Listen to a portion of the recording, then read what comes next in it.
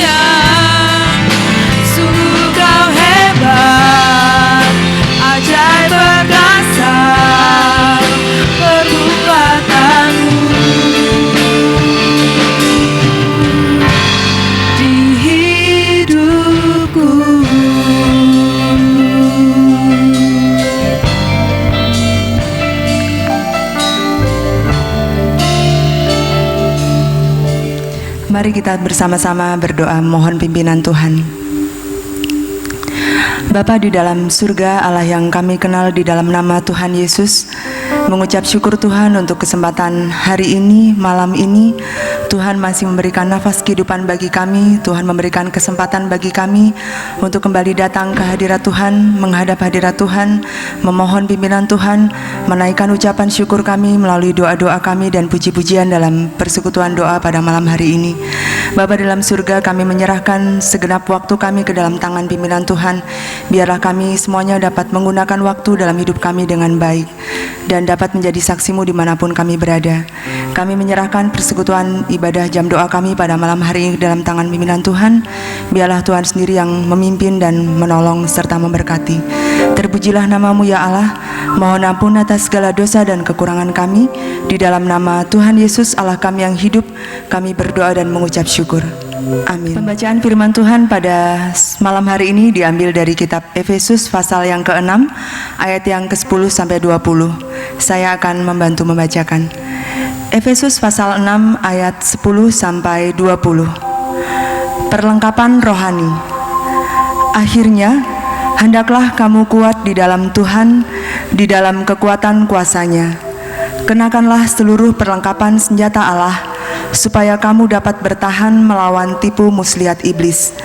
Karena perjuangan kita bukanlah melawan darah dan daging, tetapi melawan pemerintah-pemerintah, melawan penguasa-penguasa, melawan penghulu-penghulu dunia yang gelap ini, melawan roh-roh jahat di udara. Sebab itu, ambillah seluruh perlengkapan senjata Allah, supaya kamu dapat mengadakan perlawanan pada hari yang jahat itu dan tetap berdiri sesudah kamu menyelesaikan segala sesuatu. Jadi berdirilah tegap, berikat pinggangkan kebenaran, dan berbaju sirahkan keadilan. Kakimu berkasutkan kerelaan untuk memberitakan Injil damai sejahtera. Dalam segala keadaan, pergunakanlah perisai iman, sebab dengan perisai itu kamu akan dapat memadamkan semua panah api dari si jahat. Dan terimalah ketopong keselamatan dan pedang roh, yaitu firman Allah, dalam segala doa dan permohonan. Berdoalah setiap waktu di dalam roh, dan berjaga-jagalah di dalam doamu itu dengan permohonan yang tak putus-putusnya untuk segala orang kudus, juga untuk aku, supaya kepadaku, jika aku membuka mulutku, dikaruniakan perkataan yang benar, agar dengan keberanian aku memberitakan rahasia Injil yang kulayani sebagai utusan yang dipenjarakan. Berdoalah supaya dengan keberanian aku menyatakannya sebagaimana seharusnya aku berbicara. Amin. Selanjutnya kita akan bersama-sama menaikkan doa-doa kita melalui doa terpimpin yang akan dilayani oleh Diakon Adi Putranto. Bapak, Ibu, dan Saudara, mari kita tundukkan kepala kita berdoa bersama-sama. Allah Bapa di dalam surga yang mulia, yang kami kenal di dalam Tuhan Yesus Kristus, Juru Selamat kami. Terpujilah namamu kekal selamanya. Karena setiap saat tuntunanmu semakin nyata di dalam kehidupan kami, supaya kami masing-masing mengalami perjumpaan dengan Allah, supaya kami masing-masing mengalami kebangunan rohani setiap saat. Kami mengucap syukur atas rahmat-Mu yang besar, yang boleh kami rasakan setiap pribadi lepas pribadi. Juga kami mengucap syukur atas rahmat-Mu kepada bangsa ini. Kami terus berdoa supaya kedaulatan-Mu nyata di dalam kehidupan kami berbangsa dan bernegara. Tuhan, karena kasih-Mu membebaskan bangsa ini dari COVID-19. Kami terus berdoa kiranya pemulihan dari Tuhan yang terus semakin nampak nyata di dalam kehidupan bangsa kami. Kami juga berdoa bagi pemerintah yang selalu terus berusaha memberikan pelayanan terbaik bagi masyarakat di bidang kesehatan, membantu ekonomi masyarakat yang terkena dampak pandemi ini, serta keamanan yang terus dilakukan dengan baik sehingga menjamin kehidupan masyarakat semakin baik adanya. Juga kami berdoa untuk segala persiapan pemerintah dan rakyat untuk memulai Indonesia new normal, agar aturan, himbauan, aturan terkait protokol kesehatan boleh dilakukan oleh masyarakat ini dengan penuh tanggung jawab, dengan pengertian untuk saling menjaga antara satu dengan yang lain. Kami juga berdoa untuk bagi pencari kerja yang sedang bergumul, kiranya berkat-Mu yang menjadikan para pencari kerja ini dengan tekun terus berusaha. Juga badan usaha yang memulai beroperasi, kiranya berkat-Mu boleh dirasakan. Kami juga berdoa bagi sekolah-sekolah yang masih belum bisa memulai kegiatan belajar dan mengajar. Kiranya Tuhan berkarya memulihkan dan memberkati keadaan yang terjadi sehingga pada waktunya boleh berjalan dengan baik. Kami juga berdoa bagi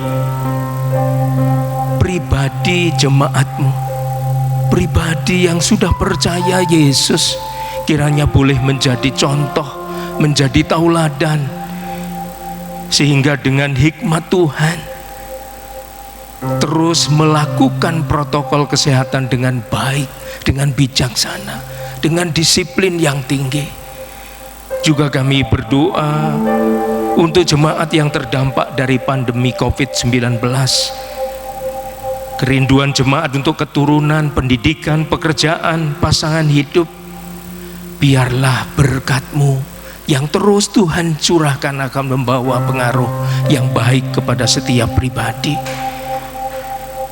Juga kami berdoa untuk jemaat atau keluarga yang berada di luar kota karena harus bekerja, menyelesaikan sekolah maupun usaha. Kiranya juga Tuhan mengiringi, menopang, dan terus melindungi. Juga kami berdoa bagi jemaat yang masih harus tetap bekerja di luar rumah, para medis, tenaga kesehatan yang terus melayani dengan sepenuh hati.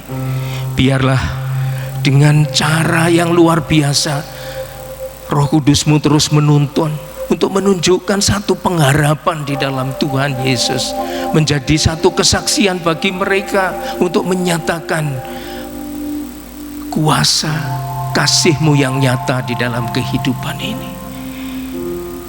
Saat ini kami juga berdoa bagi lembaga dan yayasan baptis. Kami berdoa bagi yayasan pendidikan baptis dari PAUD, TK sampai SD dan SMA.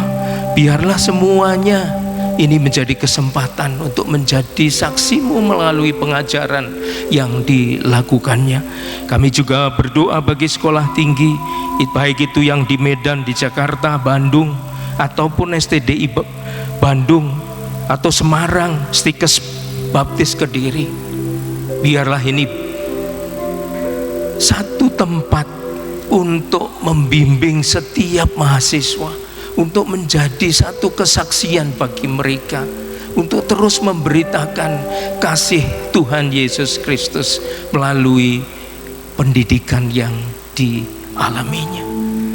Terima kasih. Kami juga berdoa bagi rumah sakit atau klinik baptis, baik Rumah Sakit Immanuel, Rumah Sakit Baptis Kediri dan Batu, Klinik Bethesda Kediri, Klinik Baptis Kupang, Klinik Utama Baptis Mitra Setia Ungaran. Tuhan yang berkarya, kami mempercayakan pimpinan, perawat, dokter ke dalam tangan kuasa-Mu. Biarlah melalui apa yang dilakukan boleh menjadi kemuliaan bagi nama Tuhan, karena melakukannya dengan terus memandang Kristus Yesus Tuhan kami. Juga kami berdoa bagi LPBB Bengkulu, LLB Bandung, dan WRB Salatiga. Biarlah satu lembaga ini boleh menjadi kesempatan pelayanan yang dilakukan sebagai kesempatan untuk terus memberitakan kasih Tuhan melalui pelayanan yang dilakukannya di lembaga ini. Tuhan berkarya, kami mempercayakan setiap persoalan permasalahan, karya-Mu yang menjadikan lembaga ini terus berjalan dengan baik, menjadi kesaksian bagi nama Tuhan Yesus Kristus. Terima kasih kesempatan yang sudah Tuhan beri bagi kami masing-masing untuk menaikkan doa kami. Biarlah ini menjadi satu pengalaman pribadi setiap kami untuk mengalami kebangunan rohani. Terima kasih. Ampuni kesalahan kami, terpujilah nama-Mu kekal selamanya. Di dalam nama Tuhan Yesus kami berdoa, amin. Pada malam hari ini renungan akan dilayani oleh hambanya Dr. Andreas Andoko. Namun sebelumnya kita akan mempersiapkan diri kita melalui satu pujian, Bersinarlah Yesus.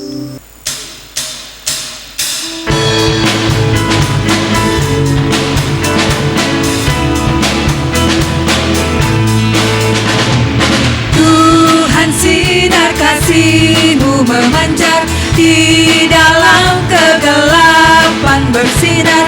Yesus terang dunia, sinari kami. Bebaskanlah dengan kebenaran-Mu.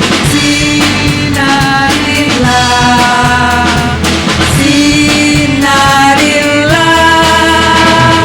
Tuhanku datang ke hadirat-Mu, masuk ke dalam kemuliaan-Mu.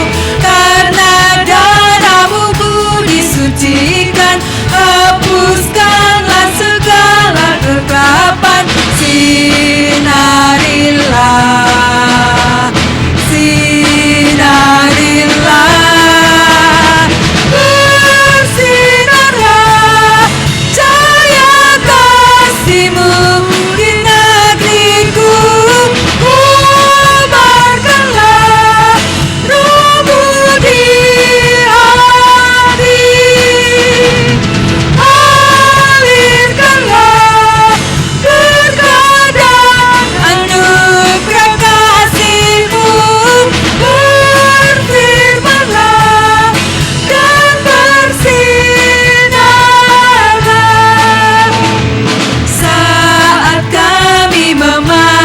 Sinar-Mu, wajah kami menyatakan-Mu.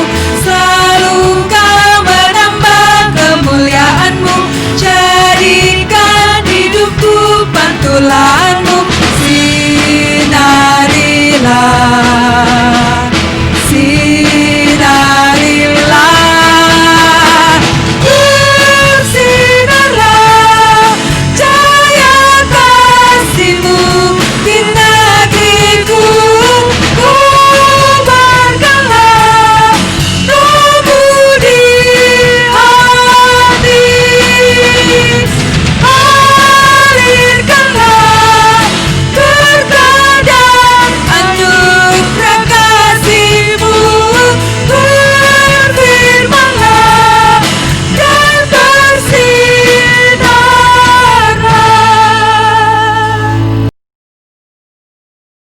Tema gereja dalam minggu ini adalah tentang ajakan atau himbauan dari Badan Pengurus Nasional Gabungan Gereja Baptis Indonesia untuk semua gereja-gereja anggotanya menggunakan atau memasuki dunia digital dan menjadi pemenang di sana.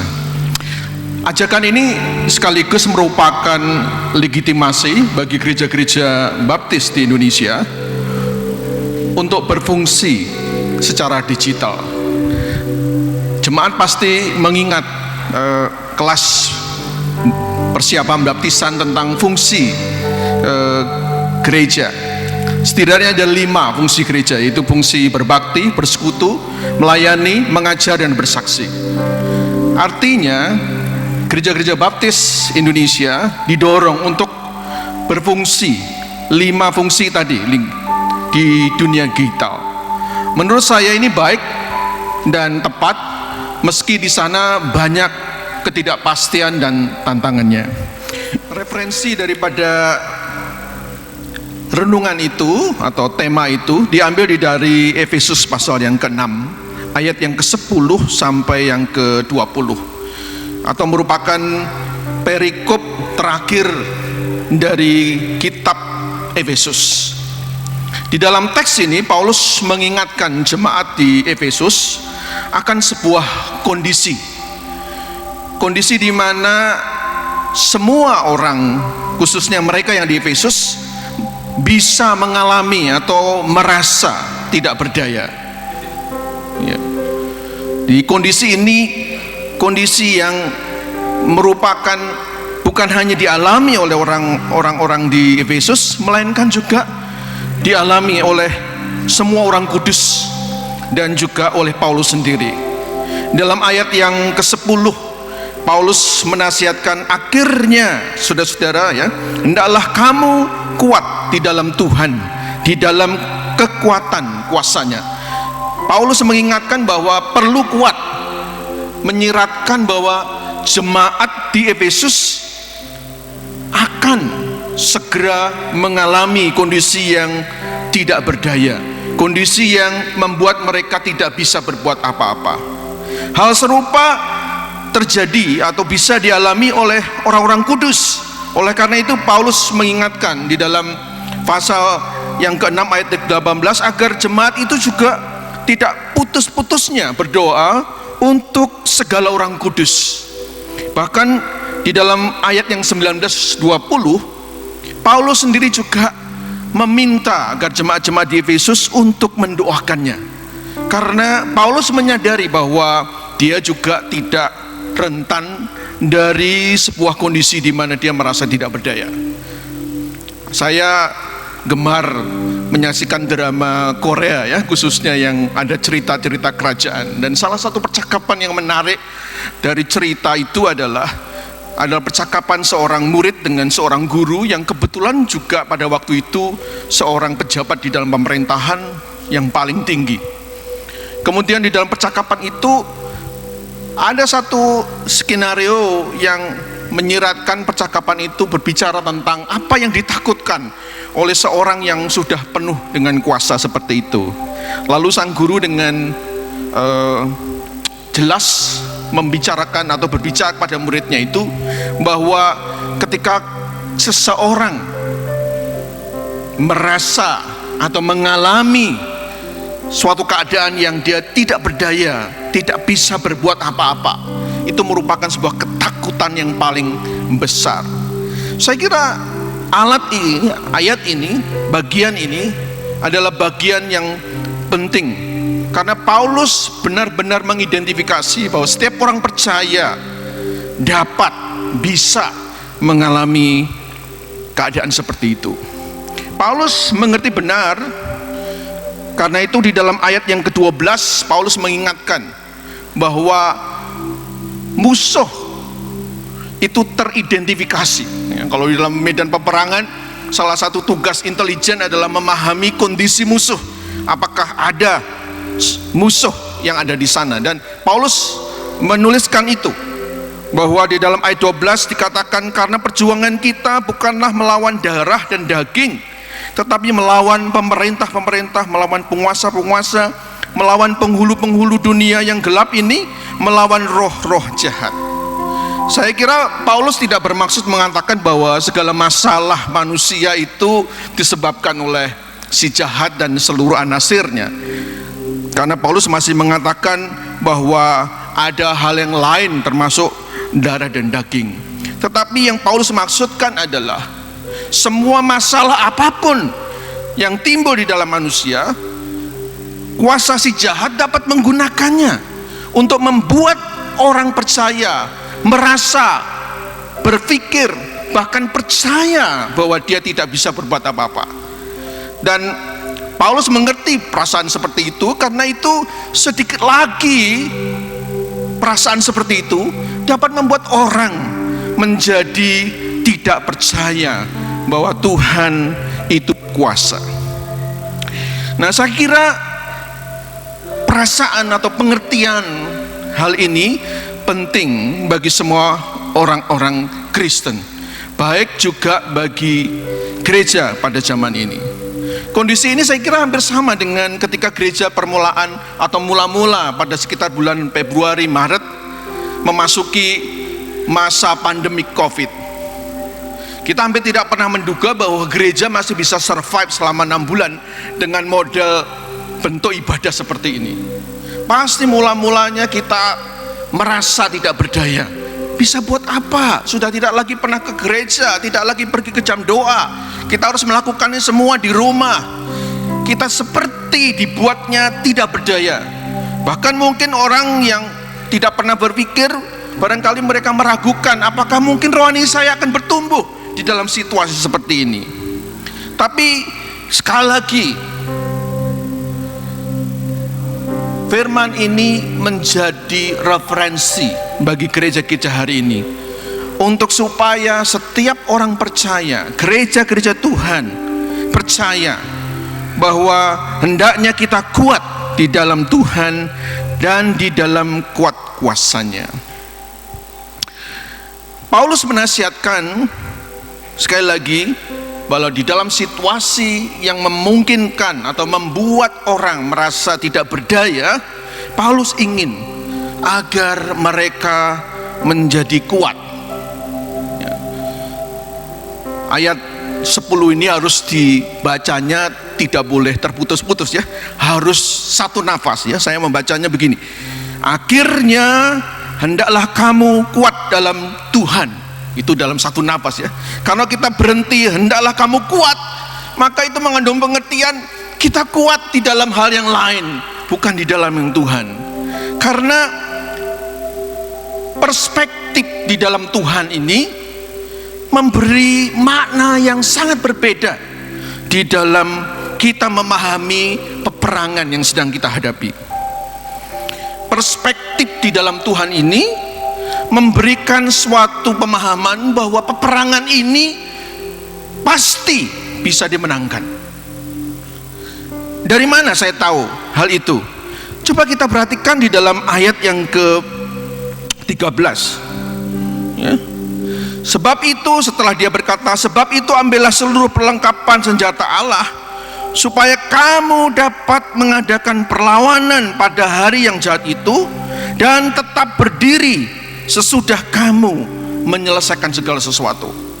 Jadi perspektif kuat di dalam Tuhan itu memberi jaminan bahwa orang-orang yang meyakini tetap berdiri tegak pasti akan tetap berdiri sesaat atau sesudah kamu atau kita menyelesaikan semua peperangan itu.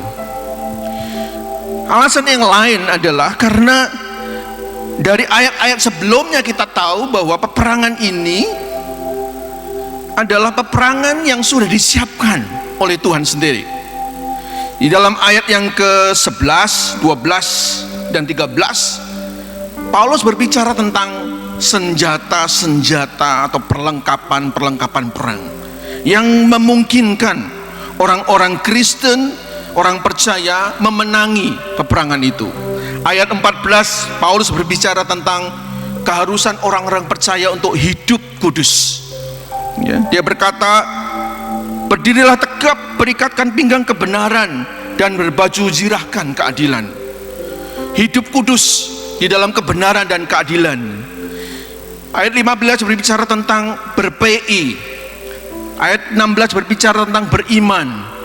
Ayat yang ke-17 berbicara tentang untuk tetap bertekun di dalam firman. Dan ayat yang ke-18 sampai ke-20 untuk tetap berdoa. Ini adalah sebuah senjata yang dipersiapkan Allah. Kalau kita menyimak ayat 14, 15, 16, 17, 18, memastikan bahwa inilah juga hal yang dikerjakan Tuhan Yesus ketika dia mulai dicobai sampai dia menyelesaikan tugasnya di kayu salib. Hal yang kedua yang saya yakin bahwa perspektif di dalam Tuhan ini menjadi penting, karena selain kita diberi perlengkapan rohani, peperangan ini adalah peperangan yang sebenarnya sudah dimenangkan oleh Tuhan sendiri. Ya. Kalau orang berjuang atau bertahan dengan kekuatannya sendiri, maka perspektif ini akan berbeda. Di dunia tinju, setiap kali ada pertandingan di tingkat nasional atau internasional, selalu diberitahu tentang rekod pertandingan. Ya. Saudara membayangkan kalau ada seorang petinju kelas dunia, bukan barangkali kelas berat, dan dia adalah juara bertahan, dan lawannya itu adalah 20 kali pertandingan terakhir yang sudah dikalahkan, maka pasti pertandingan yang ke-21 itu hampir pasti, kalau tidak ada alasan yang lain, dimenangkan oleh juara bertahan itu. Dan saya ingin beritahu, dan Paulus juga ingin kita tahu, bahwa pertandingan ini sebenarnya sudah dimenangkan oleh Kristus sendiri. Mari saya mengajak kita membaca di dalam Efesus pasal 4 ayat yang ke-8. Di dalam ayat ini Paulus berkata, atau firman Tuhan berkata, itulah sebabnya, kata nas, tak kala Yesus naik ke tempat tinggi, Yesus membawa tawanan-tawanan, ia memberikan pemberian-pemberian kepada manusia. Saudara-saudara, ini adalah satu bukti yang pasti bahwa peperangan yang orang-orang percaya hari ini hadapi bukanlah peperangannya sendiri. Ini adalah peperangan ilahi, peperangan Kristus yang Kristus sudah memenanginya. Kebangkitannya membuktikan dia sudah menjadi pemenang, dan kenaikannya ke surga dengan membawa semua tawanan membuktikan bahwa kuasa gelap sudah dikalahkan. Jadi ini apa sebenarnya? Peperangan ini adalah peperangan kita, karena peperangan Kristus sudah menyatakan seluruh permukaan bumi ini ada di dalam kendali kuasa kerajaan Allah. Ketika dia berkata kerajaan Allah sudah datang dan dia sendiri mati dan dibangkitkan serta naik ke surga, maka seluruh otoritas bumi ini adalah menjadi di bawah kakinya. Ini adalah peperangan kita. Tetapi kita tidak berangkat dari kekalahan yang mungkin nanti menang, atau berangkat dari pengalaman kita pernah menang dan barangkali mungkin nanti akan menang, melainkan kita berangkat dari kemenangan Kristus atas si jahat untuk menggapai kemenangan kita yang sudah dipastikan, karena senjata perlengkapan Allah sudah diberikan. Saudara-saudara, ini sesuatu yang sangat menarik. Saudara pasti mengingat Paulus pernah berkata, kita lebih daripada pemenang. Tahu artinya mengapa? Karena kita memang memerangi peperangan ini berangkat dari kemenangan menuju kemenangan berikutnya. Ya, saya membacakan teksnya di dalam Roma pasal 8 ayat 36.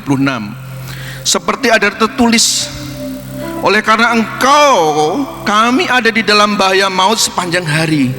Kami telah dianggap sebagai domba-domba sembelian. Tetapi di dalam semuanya itu, kita lebih daripada orang-orang yang menang oleh Dia yang telah mengasihi kita. Sebab aku yakin, baik itu maut maupun hidup, baik malaikat-malaikat maupun pemerintah-pemerintah, baik yang sekarang maupun yang akan datang, atau kuasa-kuasa baik yang di atas maupun di bawah, ataupun segala makhluk lain, tidak akan dapat memisahkan kita dari kasih Allah dan yang ada di dalam Kristus Tuhan kita. Saudara-saudara, penting untuk percaya agar kita hendaknya tetap kuat di dalam Tuhan, di dalam kuat kuasanya. Saya kira ajakan gabungan Gereja Baptis Indonesia untuk gereja-gereja baptis memasuki dunia digital yang penuh ketidakpastian dan dapat membuat orang merasa tidak berdaya di dalam situasi yang baru ini, harusnya kita sikapi seperti kita meyakini apa yang Tuhan katakan. Karena di dalam peperangan itu kita dipastikan menjadi pemenang. Demikian halnya gereja. Saat kita memasuki dunia baru di era digital, kita tidak berperang untuk mendapatkan kemenangan karena Kristus sudah menang. Kita tidak merebut bagian yang sudah direbut iblis, tidak sama sekali, karena seluruh muka bumi ini ada di bawah otoritas Kristus. Kita hanya mengklaim kemenangan yang sudah menjadi milik Kristus. Maka pasti gereja dapat menjadi pemenang di dalam dunia digital itu. Saya menaruh keyakinan penuh bahwa situasi saat ini bukanlah sebuah kebetulan, namun ada di dalam rancangan Tuhan. Sebuah masa depan yang saya bayangkan harusnya terjadi barangkali era ini 10 tahun lagi, namun oleh karena situasi ini COVID-19 terjadi pada hari ini. Banyak orang gagap seperti gereja mula-mulanya gagap, tetapi pengalaman kita beberapa bulan ini meyakini bahwa kita bisa mengatasinya. Saya yakin saudara juga mengalami pertumbuhan kehidupan rohani, manakala saudara membaca sendiri Alkitab bersama dengan saudara-saudara dan keluarga Anda di rumah. Saya yakin saudara juga mengalami kemenangan saat saudara menghidupi firman Tuhan yang saudara dengar melalui mimbar-mimbar secara online. Karena kebenaran firman Tuhan bukan letak pada metode dan caranya disampaikan, melainkan kepada iman kita atas kebenaran yang disampaikan itu sendiri. Manakala kita menghidupi seluruh senjata Allah ini, maka kita pun bisa memenangi peperangan kita sendiri. Kiranya Tuhan memberkati saudara. Jemaat yang terkasih, demikianlah firman Tuhan yang kiranya menguatkan kita dan mendasari segala doa-doa kita. Oleh sebab itu, mari kita bersatu bersama seluruh keluarga, dan kiranya kepala keluarga dapat menolong memimpin anggota keluarganya masing-masing dalam menaikkan pokok-pokok doa yang dibagikan melalui WhatsApp group. Selamat berdoa, dan mari kita berdiri bersama-sama, kita mohonkan berkat yang dari Allah. Kiranya berkat yang dari Allah Bapa, kasih karunia dari Yesus Kristus, dan kuat kuasa Roh Kudus menyertai jemaat Tuhan sekalian dari sekarang hingga Maranatha.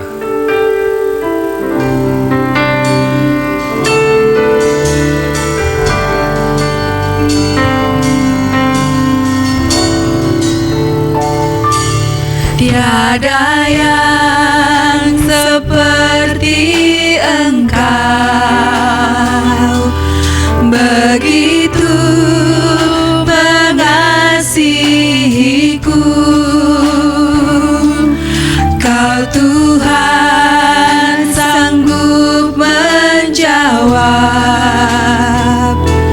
semua seru doaku. Tiada yang seperti Engkau,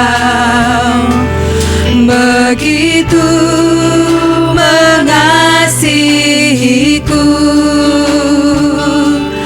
Kau Tuhan sanggup melawat seluruh kehidupanku. Aku percaya Tuhanku ajaib, Kau turun tangan memulihkanku. Aku percaya